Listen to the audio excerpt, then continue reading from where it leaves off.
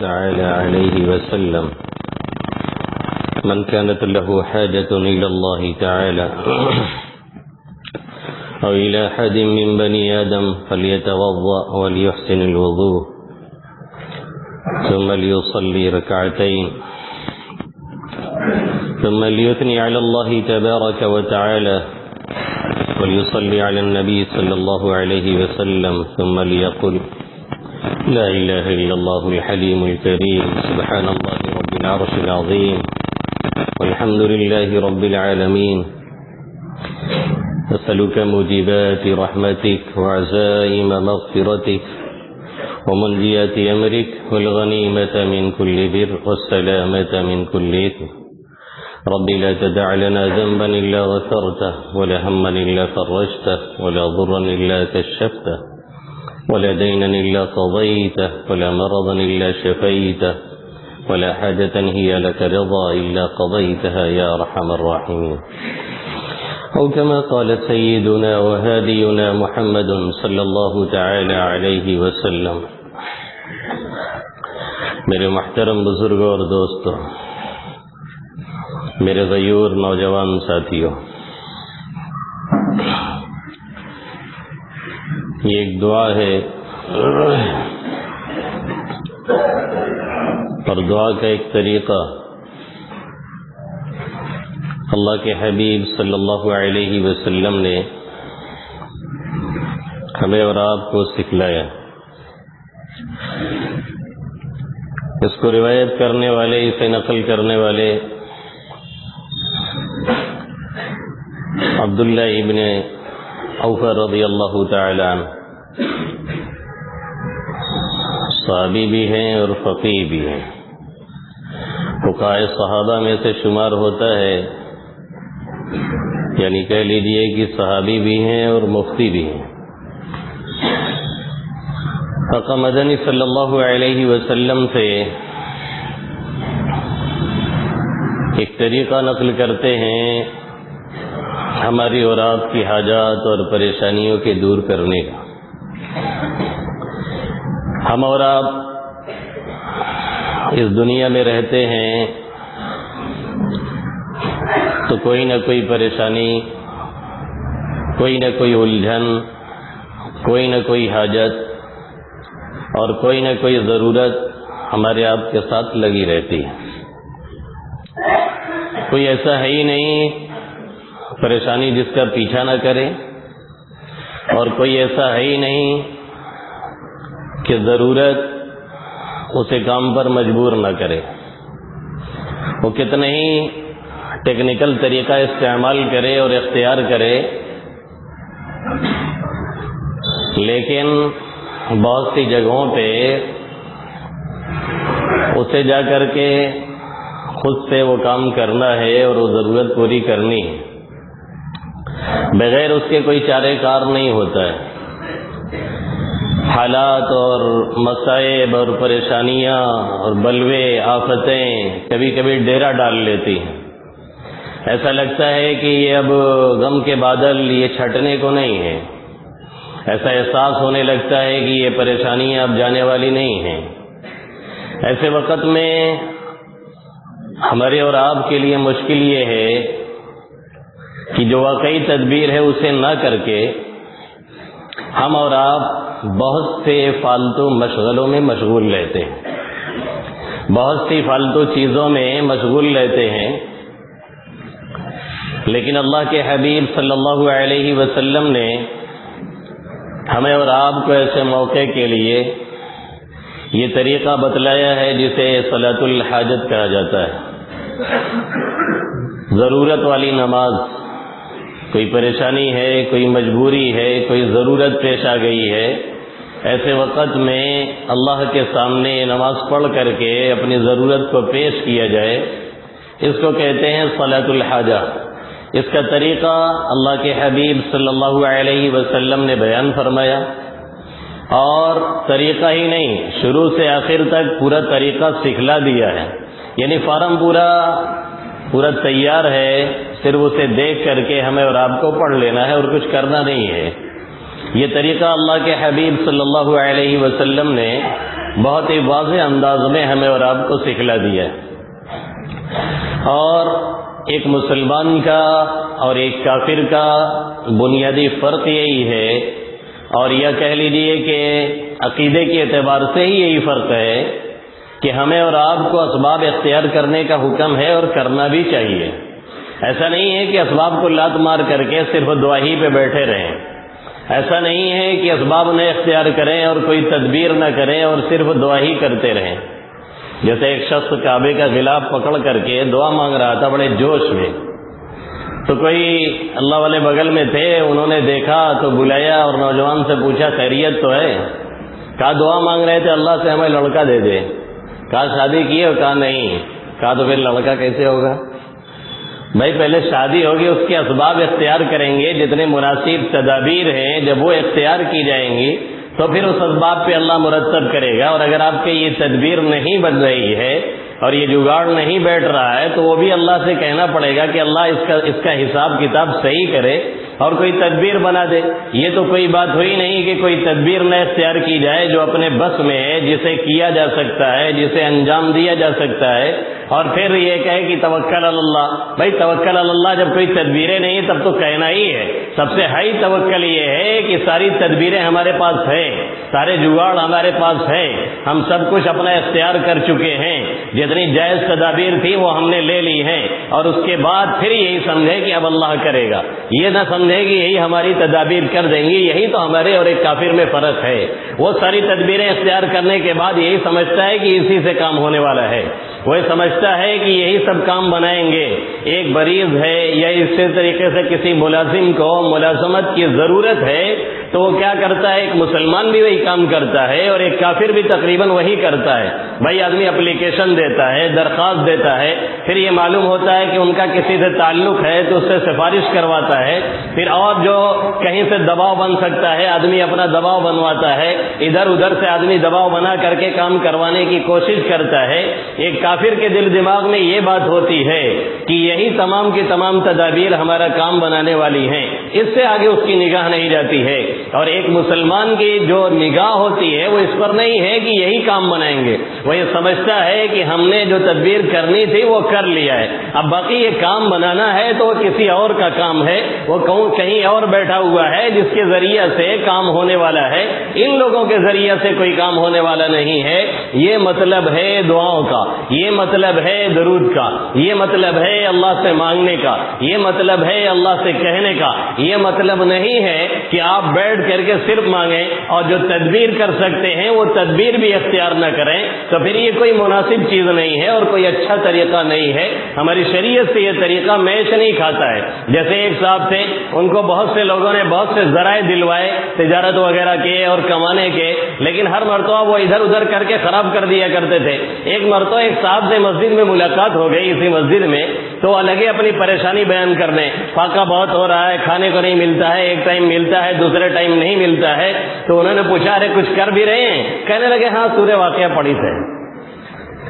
اب بتائیے، سورہ واقعہ پڑھی تھے، سورہ واقعہ پڑھنے کا مطلب یہ نہیں تھا کہ آپ کوئی تدبیر نہ کریں۔ یقیناً اللہ کے حبیب صلی اللہ علیہ وسلم کا فرمان ہے، عبداللہ ابن مسعود رضی اللہ تعالیٰ عنہ کی روایت ہے، جب عمر فاروق رضی اللہ تعالیٰ عنہ نے غالباً ان سے پیشکش کی تھی کہ آپ کے گھر والوں کے لیے کوئی وظیفہ جاری کر دیا جائے، آپ کے بعد پریشانی اس طرح کی نہ آئے، تو انہوں نے کیا فرمایا تھا؟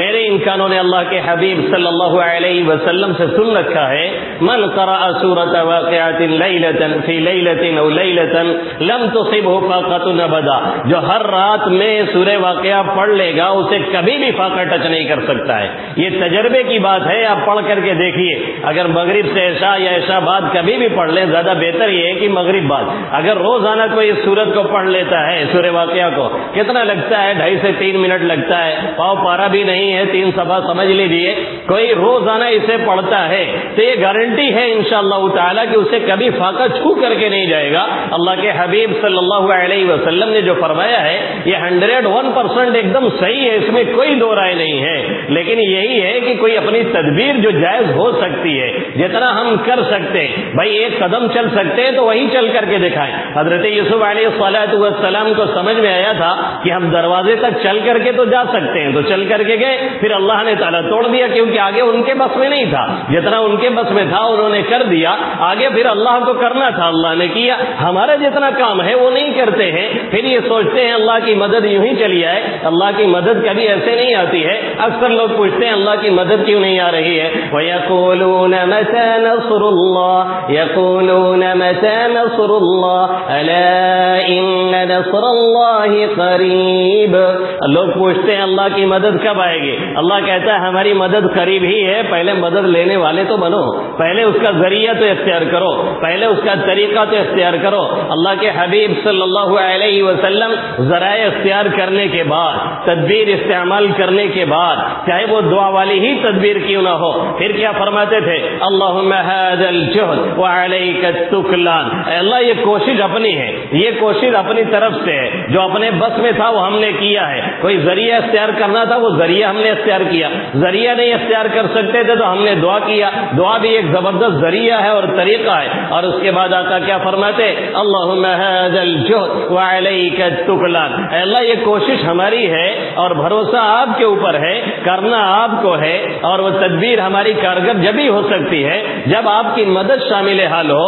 اسی لیے اللہ کے حبیب صلی اللہ علیہ وسلم نے ہمیں اور آپ کو یہ طریقہ سکھلایا۔ عبداللہ ابن ابی اوفا رضی اللہ تعالیٰ عنہ فرماتے ہیں آقا مدنی صلی اللہ علیہ وسلم نے فرمایا من كانت له حاجة الى اللہ تعالی او الى احد من بنی آدم، جسے کوئی ضرورت پیش آ جائے وہ ضرورت اللہ سے ہو یا ضرورت اللہ کے بندوں میں سے کسی ایک سے ہو، کسی سے کوئی کام کروانا ہے، کسی سے کوئی سفارش کروانی ہے، کسی کے یہاں ملازمت کی درخواست دینی ہے، یا کوئی ڈائریکٹلی مسئلہ ہے اللہ سے، الى احد من بنی آدم، انسان سے کوئی ضرورت پیش آ گئی ہے یا اللہ سے کوئی ضرورت پیش آئی ہوئی ہے، جیسے کسی کو شادی کے بعد بچے کی خواہش ہے اور بچہ نہیں ہو رہا ہے تو ظاہر ہے یہ کسی کے بس کا نہیں ہے، یہ تو ڈائریکٹ معاملہ اللہ سے ہے۔ او الی اللہ تعالی، اللہ سے کوئی ضرورت پیش آ جائے، او الی احد من بنی آدم، یا انسانوں سے کوئی ضرورت پیش آ جائے تو آقا مدنی صلی اللہ علیہ وسلم کیا فرماتے ہیں؟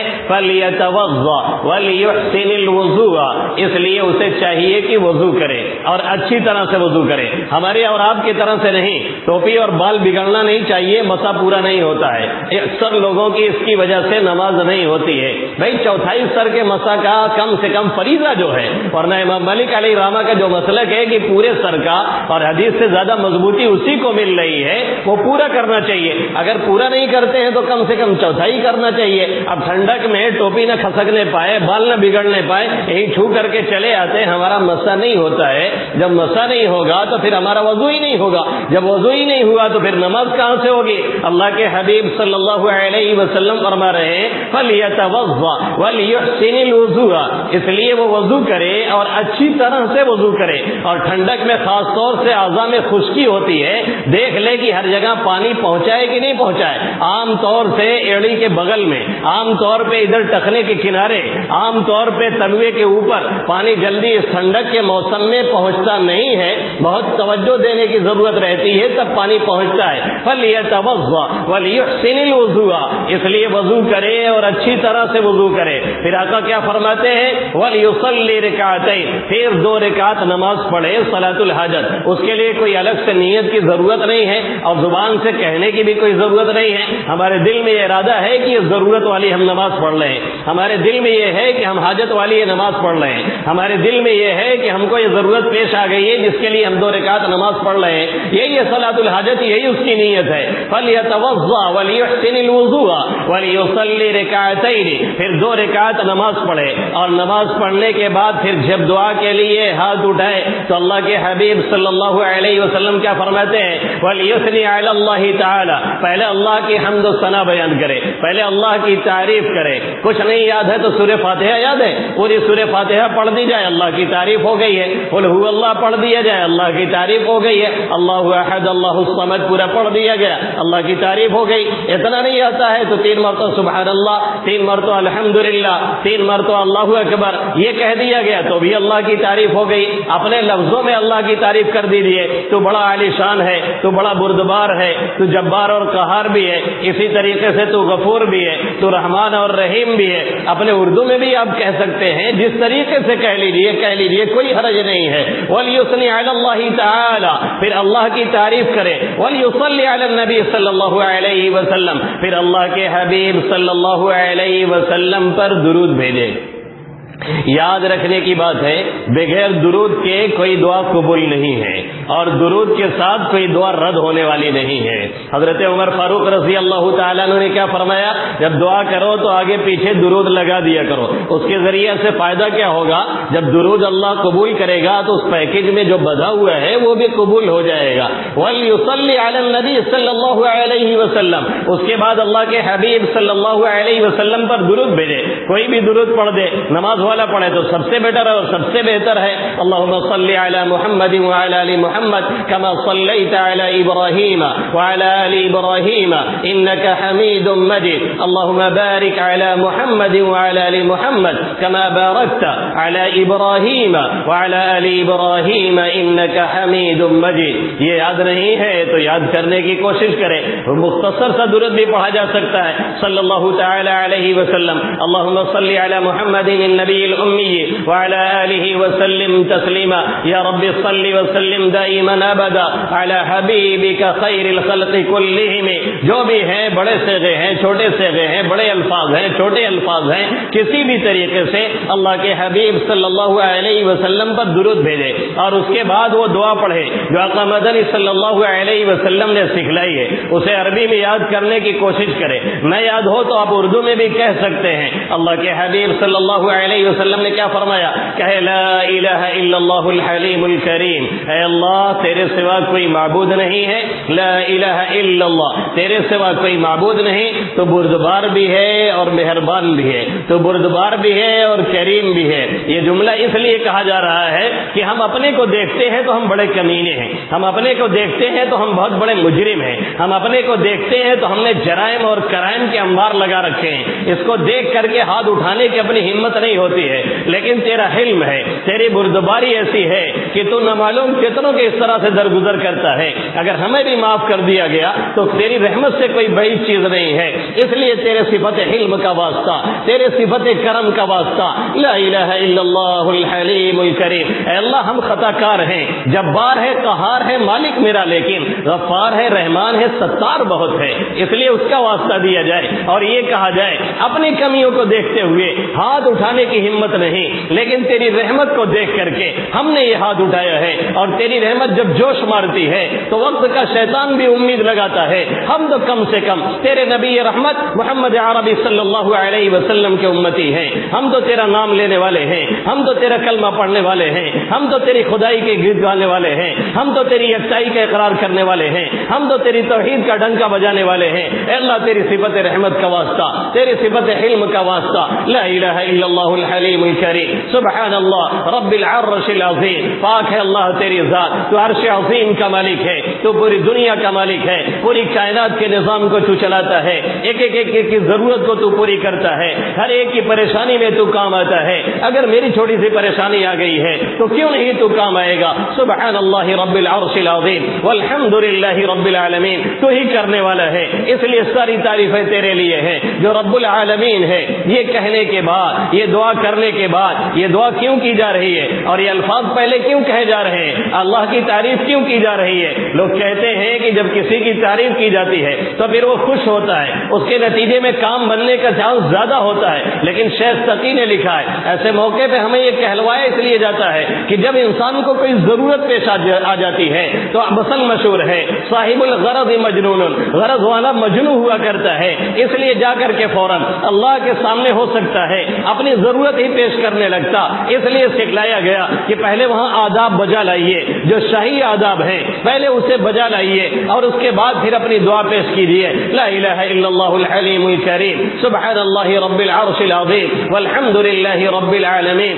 نسألک موجبات رحمتک۔ اے اللہ ہم آپ سے آپ کے مغفرت کے جو طریقے ہیں اور جس کے ذریعے سے مغفرت مل سکتی ہے ہم ان چیزوں کا سوال کرتے ہیں۔ وعزائم مغفرۃ، نسألک موجبات رحمتک، ہم آپ کے رحمت کو جو چیزیں ثابت کرنے والی ہیں، جو چیزیں کھینچ کر کے لے آنے والی ہیں ہم اس کا سوال کرتے ہیں۔ وعزائم مغفرتک، ہم پختہ مغفرت کا سوال کرتے ہیں، ایسے اعمال کا اور ایسے اسباب کا سوال کرتے ہیں جو ہماری مغفرت کو یقینی بنا رہے ہوں۔ والسلامۃ من کل اثم، ہر برائی سے ہم بچاؤ چاہتے ہیں، ہر برائی سے ہم سلامتی چاہتے ہیں۔ والغنیمۃ من کل بر، ہر نیکی سے ہم حصے کا سوال کرتے ہیں۔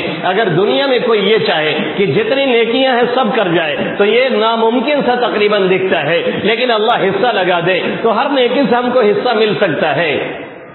اس لیے کہا گیا والغنیمۃ من کل بر، نیکی کے ہر حصے میں سے ہمارا حصہ بھی لگا دیجیے۔ والغنیمۃ من کل بر، اب ہے رب لا تدع لنا ذنبا الا غفرتا، اے اللہ ہمارا کوئی گناہ مت چھوڑیے، آپ سب کو معاف کر دیجیے۔ ولا ہما الا فرجتا، کوئی غم کوئی ٹینشن آپ مت چھوڑیے، اسے آپ دور کر دیجیے۔ ولا ضرا الا کشفتا، آپ کوئی پریشانی مت چھوڑیے، آپ اسے ختم کر دیجیے۔ ولا دینا الا قضیتا، جو بھی میرے اوپر دین ہے، چاہے بندوں کے تعلق سے ان کا کچھ قرضہ بنتا ہو، ان کا کوئی حق بنتا ہو یا آپ کا کوئی حق بنتا ہو، سب آپ اسے پورا کروا دیجیے۔ ہم چاہیں گے تو پورا ہونے والا آسانی سے نہیں ہے، آپ چاہ لیں گے تو سب پورا ہو سکتا ہے، چاہے بندے کا کوئی حق ہو چاہے اللہ کا کوئی حق ہو۔ ولا دینا الا قضیتا، جو بھی اس طرح کا قرضہ ہے آپ اسے پورا کروا دیجیے۔ ولا مرضا الا شفیتا، جو بھی بیماری ہے آپ اسے شفا میں تبدیل کر دیجیے۔ ولا حاجۃ ہی لک رضا الا قضیتها یا ارحم الراحمین، جو بھی ضرورت ہے اسے آپ ہی پورا کر سکتے ہیں اور پورا کرنے والے ہیں، سب آپ پورا کرتے رہیے اے ارحم الراحمین۔ اللہ کے حبیب صلی اللہ علیہ وسلم فرماتے ہیں جب کوئی اس طرح سے اللہ کے دربار میں دستک دیتا ہے، جب کوئی اس طرح سے اللہ کے جناب میں حاضری دیتا ہے، جب کوئی اس طرح سے اچھی طرح وضو کر کے آتا ہے، پھر 2 رکعت اچھی طرح سے پڑھتا ہے، پھر اللہ کی حمد و ثنا کرتا ہے، پھر میرے اوپر درود بھیجتا ہے، پھر یہ دعائیں پڑھتا ہے اور اس کے بعد اللہ کے جناب میں اپنی ضرورت پیش کرتا ہے، اللہ اسے ناکام نہیں لوٹاتا ہے، اللہ اسے نامراد نہیں لوٹاتا ہے، اس کی ضرورت کو اللہ پوری کر دیا کرتا ہے۔ یہ وہ طریقہ ہے، اتنا پرفیکٹ طریقہ ہے جسے ہم نے بھی چھوڑا ہے، آپ نے بھی چھوڑا ہے، امت کے اکثر طبقے نے چھوڑا ہے، اکثر مولوی اور مولانا نے چھوڑ دیا ہے، جس کی وجہ سے پریشانیاں ہمارا اور آپ کا پیچھا کرتی چلی جا رہی ہیں اور ہٹنے کا نام نہیں لے رہی ہیں۔ غم کے بادل گھنے سے گھنے ہوتے چلے جا رہے ہیں، گہرے سے گہرے ہوتے چلے جا رہے ہیں، لیکن ہٹنے اور چھٹنے کا نام نہیں لیتے ہیں۔ آج حالت یہ ہے گھنٹوں گھنٹے تبصرے تو ہیں ہمارے پاس، لیکن 5 منٹ کی ہماری دعا نہیں ہے۔ آج حالت یہ ہے کئی گھنٹے ایک دوسرے پہ تنقید تو ہے، لیکن 10 منٹ بیٹھ کر کے ہمارے پاس یہ موقع نہیں ہے کہ ہم باضابطہ وضو کریں اور آئے 2 رکعت صلاۃ الحاجت پڑھیں، پھر اللہ کی جناب میں اپنی ضروریات پیش کریں، اپنے گناہوں سے معافی مانگیں۔ کون ہے جو شکوہ کنا نہیں ہے؟ کون ہے جو حالات سے دوچار نہیں ہے؟ کون ہے جسے دشمنوں کا خطرہ نہیں لگا ہوا ہے؟ کون ہے جن کی جان پہ آفت نہیں آئی ہوئی ہے؟ کون ہے جسے یہ لگتا ہے کہ اس ملک سے ہمیں بدر نہیں کیا جائے گا؟ کون ہے جسے ڈینیشن کا کیمپ کا خطرہ نہیں دکھایا جا رہا ہے؟ لیکن حالت یہ ہے ہمارے پاس تبصرے ہیں اور اس سے بڑھ کر کے مصیبت یہ ہے ایک دوسرے پہ کھلی تنقید چل رہی ہے، عوام بیٹھتی ہے مولانا کی کھال اچارتی ہے، مولانا صاحب بیٹھتے ہیں عوام پہ تنقید کرتے ہیں۔ تنقید کسی مسئلے کا حل نہیں ہے، سنجیدہ گفتگو مسئلے کا حل ہوتی ہے۔ ہماری سب سے بڑی پرابلم اور سب سے بڑا مسئلہ یہ ہے کہ جب کوئی مسئلہ کھڑا ہوتا ہے تو ہم ایک دوسرے میں سب سے زیادہ تنقید کرنے میں ماہر ہوتے ہیں۔ میں اس چیز کو کبھی نہیں پسند کرتا، یہ چیز ہمارے لیے کوئی حل کا ذریعہ نہیں ہے، یہ جہنمیوں کی علامت ہے۔ جب جہنم میں ڈالے جائیں گے اللہ فرماتا ہے ان ذالک لحق تخاصم اہل النار، جہنمی جہنم میں عذاب بھی بھگتیں گے، آپس میں نوک جھوک بھی کریں گے۔ وہ کہے گا تم نے گڑبڑ گڑبڑ کیا، وہ کہے گا تم نے پھنسا دیا، وہ کہے گا تم نے گمراہ کیا، وہ کہے گا تم خود گمراہ ہوئے، وہاں بلوے مچے رہیں گے، ایک مصیبت الگ رہے گی آپس میں بھیڑنے کی۔ یہ مصیبت امت محمدیہ صلی اللہ علیہ وسلم نے اپنے سر کیسے لے لی ہے؟ آپس میں ایک دوسرے کی نوک جھوک، آپس میں ایک دوسرے کے لیے کھینچا تاری، کوئی اس کو کہہ رہا ہے، کوئی اس کو کہہ رہا ہے۔ ارے کبھی اپنے گریبان میں بھی جھانکا، ہم کیا کر رہے ہیں؟ ہم نے کون سی تدبیر اختیار کی؟ ہم نے کون سا جائز طریقہ اختیار کیا؟ ہم نے کتنا رو کر کے اللہ کو منانے کی کوشش کی؟ پبلک پیلس میں رونا بہت آسان کام ہوتا ہے، لوگوں کے درمیان بیٹھ کر کے جب کیمرہ چل رہا ہو، ویڈیو بن رہی ہو، تب آنسو گرانا بڑا آسان کام ہوتا ہے۔ تنہائی میں بیٹھ کر کے دیکھیے، کوئی ایک قطرہ اپنے لیے، خاندان والوں کے لیے، امت محمدیہ صلی اللہ علیہ وسلم کے لیے ہماری آنکھوں سے گرتا ہے کہ نہیں گرتا؟ اگر نہیں گرتا ہے ہم مجرم ہیں، اپنے لیے بھی جرم کر رہے ہیں، اپنے امت کے لیے بھی جرم کر رہے ہیں، اللہ کی نگاہ میں بھی مجرم ہیں۔ امت محمدیہ صلی اللہ علیہ وسلم کے لیے بھی ہم یقیناً مجرم بنے ہوئے ہیں۔ کل قیامت میں ہمیں نہ اللہ معاف کرے گا نہ ہماری یہ قوم معاف کرے گی۔ ہمارا یہ فریضہ تھا کہ ہم اللہ کو مناتے، ہم اللہ کے سامنے گریہ وزاری کرتے جب کوئی وسیلہ نہ ہو، جب کوئی ذریعہ نہ ہو، جب کوئی تدبیر کارگر نہ ہو۔ جیسے آج کے اس ماحول میں لگتا ہے کہ ہمارے پاس کوئی ایسی تدبیر نہیں ہے جس سے ہم مسئلے کو حل کر لیں گے۔ جہاں لوگ احتجاج کرتے ہیں ان کے لیے دعائیں کیجیے، ان کو اللہ ثابت قدم رکھے۔ ان ماں اور بہنوں کے لیے جو ڈٹی ہوئی ہیں 70 اور 80 سال کے، جن کے جذبے حریت کو ایک بار نہیں 1000 بار سلام، اور اللہ انہیں ثابت قدم رکھے۔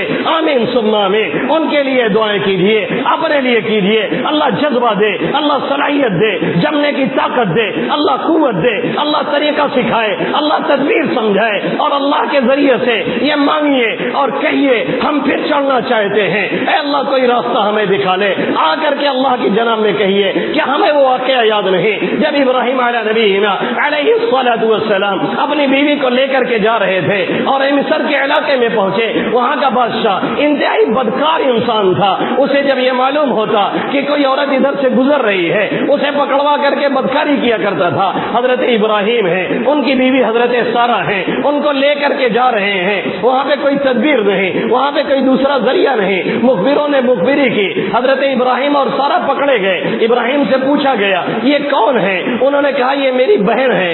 اس لیے کہہ دیا اس لیے کہ دین کے اعتبار سے دونوں بھائی بہن تھے، حقیقت میں تو نہیں تھے، لیکن بادشاہ وقت اگر اسے معلوم ہو جاتا کہ یہ بھائی بہن ہیں تو پھر چھوڑ دیا کرتا تھا، اگر اسے معلوم ہو جاتا کہ یہ باپ بیٹی ہیں تو پھر ہاتھ نہیں لگایا کرتا تھا۔ اس سے بچنے کے لیے یہ تدبیر اختیار کی، کہا کہ ہم بھائی بہن ہیں۔ حضرت سارہ سے کہا جب بادشاہ وقت کے پاس پہنچنا تو کہہ دینا کہ ہم دونوں بھائی بہن ہیں، تاکہ وہ بدکاری نہ کر سکے اور چھوٹ جائیں آسانی سے۔ حضرت سارہ پہنچے، جب یہ سوال کیا گیا انہوں نے کہا ہم دونوں بھائی بہن ہیں۔ کوئی جھوٹ بھی نہیں تھا، دین کے اعتبار سے دونوں واقعتاً بھائی بہن تھے، لیکن پھر بھی وہ بدکاری کے لیے آگے بڑھا۔ حضرت سارہ کو دیکھ کر کے اس کی نیت خراب ہوتی ہے۔ حضرت ابراہیم علیہ نبینا علیہ الصلوۃ والسلام کے پاس یہاں پہ لکھتے ہیں لکھنے والے مفتی شفیع صاحب وغیرہ نے لکھا ہے اس وقت آپ کے پاس کوئی تدبیر نہیں تھی، کوئی ذریعہ نہیں تھا، اس سے لڑنے کی طاقت نہیں تھی۔ وقت کا نبی ہے،